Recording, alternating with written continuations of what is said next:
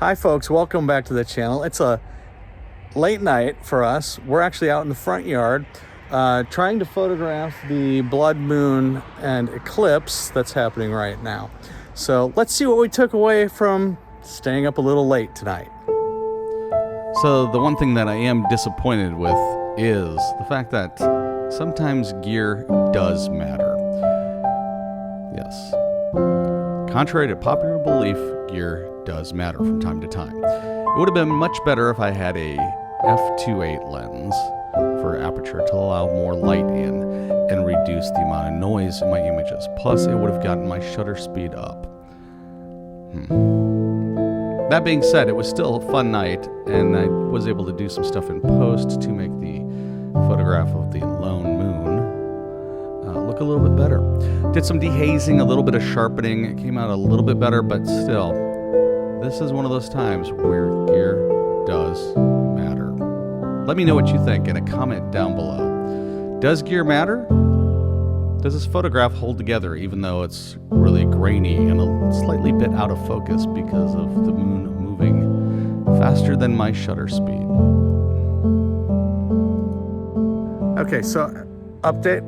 I think we're actually getting something. I didn't really prepare for this because I was thinking about renting a really long piece of glass, but I've got a 70 to 300 kit lens that looks like it's doing pretty good from the back of the camera. Shelley's using our Sigma Bigma. It's a 150 to 500 mil, and she's on a crop sensor. So we'll show you some more images here. I guess we got just a few minutes before the eclipse gets into apex, into its peak. So we'll hang in here, get a few more frames, show you what we got, and I really didn't plan to make this video, considering I'm shooting it on my iPhone and Shelley's lighting me with her iPhone. So let's show you those photos right now, and we gotta shoot some frames off because it's getting awfully dark up there. So here are Shelley's takeaways from that night. Here again, she had a much longer reaching lens. She was at 500, plus with the fact that she was on a crop sensor, she had a native teleconverter in effect. So about 750 mil. Very nice. I love the contrast in the colors. There's more detail in the moon. That could just be the reach of the camera lens. Good job, dear. Thanks for letting me share these with everyone. Let's show her some love and support. Leave a comment down below. So it looks like we're actually getting the full shadow across the face of the moon. I've got my camera set up for interval shooting, so it's just popping off frames as the eclipse occurs. Shelley's doing some manual stuff. We'll see what we end up with, and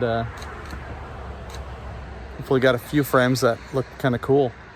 It's kind of cool just to sit out here and watch it because you can actually see the dark shadow go across the face. I wish I had a third camera that I could be shooting video tight in on it, but I'm sure there's tons of that out on the internet by now. I think there's a live stream that I was watching from an observatory. So we'll show you a few more frames here right now. And here's a shot that I've wanted to try for quite a while. It's actually a digital art composite is what I'd call it. It's 8 individual photographs of the moon in various stages of the eclipse. I did make a couple mistakes. One, I didn't get out there early enough to get the initial steps or phases of the eclipse. And with the migraine and the fact that I was getting tired, I had to call it a night before the moon fully resurfaced into the colors that we're used to seeing when it's full.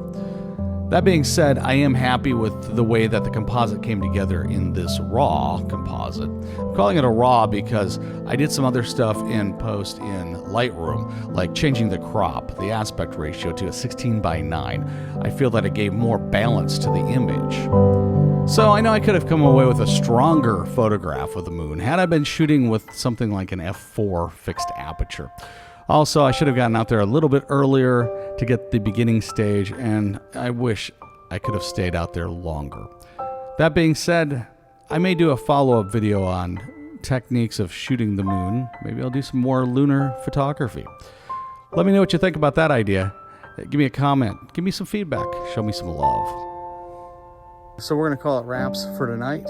Thank you so much for watching. If you haven't yet done so, please hit that subscribe button down below. Give us a big thumbs up, and we'll see you next time. Thanks for watching.